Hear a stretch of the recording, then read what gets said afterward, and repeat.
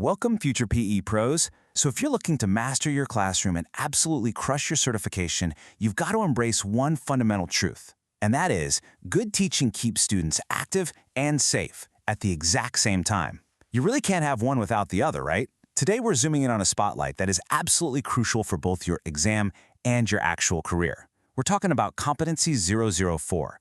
That's safety and risk management in PE. We're going to break down exactly how to build simple, foolproof routines so that risks literally never interrupt your instruction.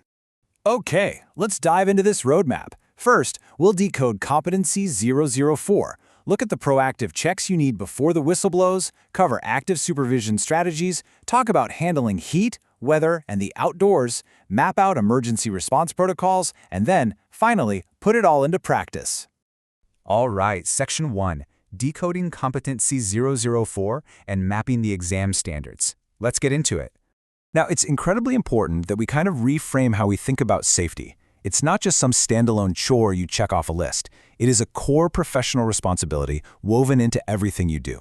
When we look at these specific competency descriptors, you can see how they map right onto everyday teaching. So descriptors A through C, they cover fitness principles, right? But the practical safety overlap there is monitoring student exertion, hydration, and heat. Then you've got H through J, which focus on classroom management. In practice, that translates to setting up rules, procedures, and adapting games for safe play. And finally, descriptor L deals with planning. This basically means every single lesson plan inherently requires you to consider emergency procedures. So what exactly do we mean by safety planning? Well, it's essentially the process of thinking 3 steps ahead. It's like a giant puzzle where you're constantly analyzing the environment, the equipment, and the human factors to build routines that are so rock solid, risk never interrupts the learning. I highly recommend memorizing this simple heuristic. Seriously, thinking 3 steps ahead is your ultimate key to passing those tricky scenario questions on the exam and honestly just managing a wild, real-world gymnasium. Moving on to Section 2. Before the whistle blows, proactive environmental checks. Let's shift gears a bit. We need to talk about your daily proactive habits, the strict checks that absolutely must happen before a single student even sets foot in your space. This is your essential environmental scan routine, and it should take you anywhere from 30 to 60 seconds, tops.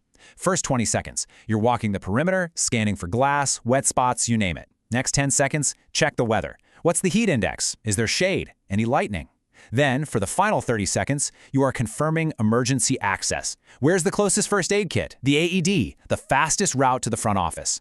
Boom! In under a minute, you've completely secured your teaching space. Next up on that proactive checklist is your equipment. You've got to inspect balls, bats, paddles, and mats for tears or loose parts. And definitely check the air pressure in inflated items. But here's the kicker. You also have to verify that the equipment size and type are actually appropriate for your student's age and skill level. I mean, think about it. Handing a heavy, adult-sized bat to a first grader isn't just bad teaching, it is a literal hazard waiting to happen. So this check, it's totally non-negotiable. Okay, so the space is safe, the gear is safe. Now we prepare the students with the 90-second pre-activity safety brief. It's 5 easy steps. 1. State the rule. Stay in the playing area. 2. Use equipment as shown. 3. Listen to the whistle. Stop, look, and wait. Step 4. You do a quick 10 to 15-second demo showing one safe way and one totally unsafe way to do the activity. And Step 5. Do a quick student check, like getting a thumbs up for understanding. And this brilliantly illustrates how highly efficient this 5-step heuristic is. You're securing compliance and setting boundaries right off the bat, all in just a minute and a half. All right, Section 3. Active supervision strategies for managing the moving classroom. The lesson is live. Students are moving. This is where your positioning and situational awareness become your absolute best preventative tools. Think of these 4 tactics as your dynamic tool belt. First, zone supervision. You divide the space up so you can maintain clear sight lines. Next, proactive scanning. Basically, keeping those eyes moving constantly. Third is proximity teaching, which means physically moving yourself closer to errors, not just watching them. And finally, use of cues. Having a rock-solid whistle and voice system for immediate attention. I really want to draw a sharp contrast between 2 of those strategies, proactive scanning versus proximity teaching.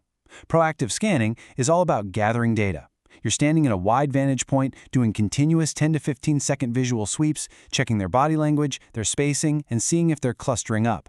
Proximity teaching, on the other hand, is what you do when that data flags a problem. You actually move your physical body closer to a group of students the exact moment you spot a practice error or an unsafe behavior. So scanning is your observation phase, and proximity is your active correction phase. 15. I want you to mentally highlight this number. A proper visual sweep of your entire play area should never, ever take longer than 10 to 15 seconds.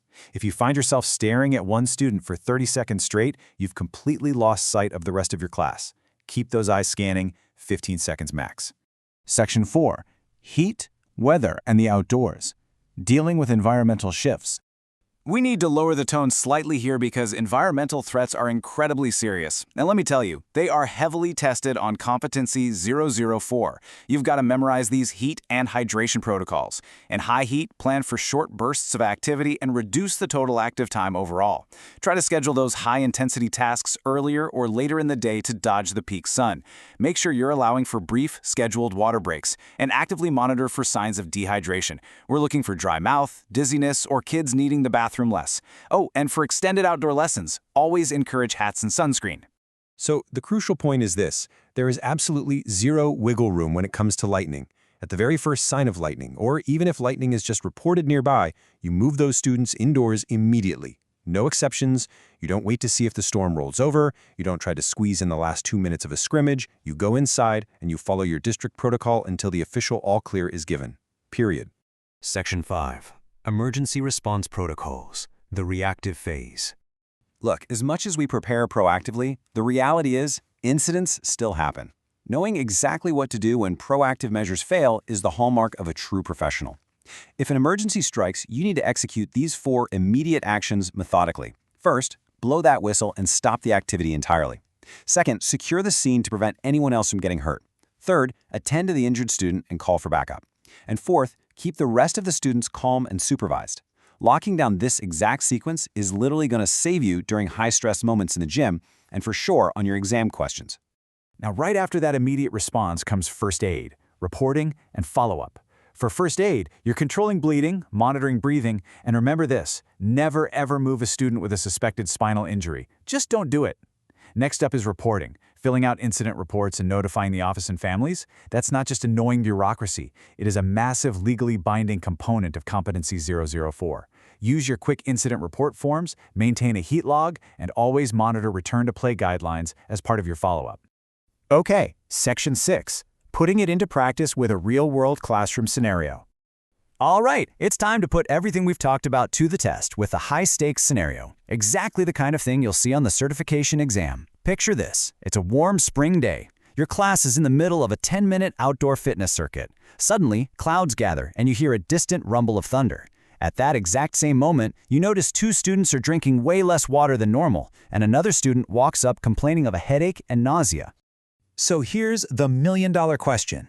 What immediate safety actions must you, the teacher, take right now to resolve these overlapping environmental and physical threats? Take a second. Seriously, think about what you would do.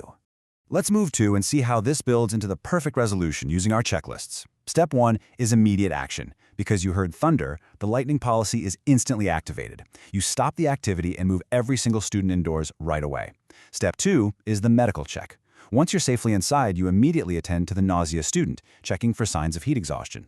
Step 3 is documentation. You fill out an incident report regarding the nausea and notify the parents and the front office. See how that works? By relying on your routines, you just safely navigated a complex, overlapping emergency. I want to share a quote from our source material that really sums this all up. Systematic safety planning builds professional credibility and reduces instructional interruptions. Clear safety expectations build trust, reduce injury risk, and keep learning moving. That right there, that's the ultimate why behind Competency 004. Your routines don't just protect your students physically, they protect your valuable instructional time. We've covered a ton of ground in this explainer today, from 60-second environmental scans to full-blown emergency protocols. So, I've got one final question for you. If safety planning truly has to be embedded in every single lesson choice you make, what simple routine are you going to change tomorrow to ensure risk never interrupts your instruction? Think about it, plan for it, and always stay 3 steps ahead.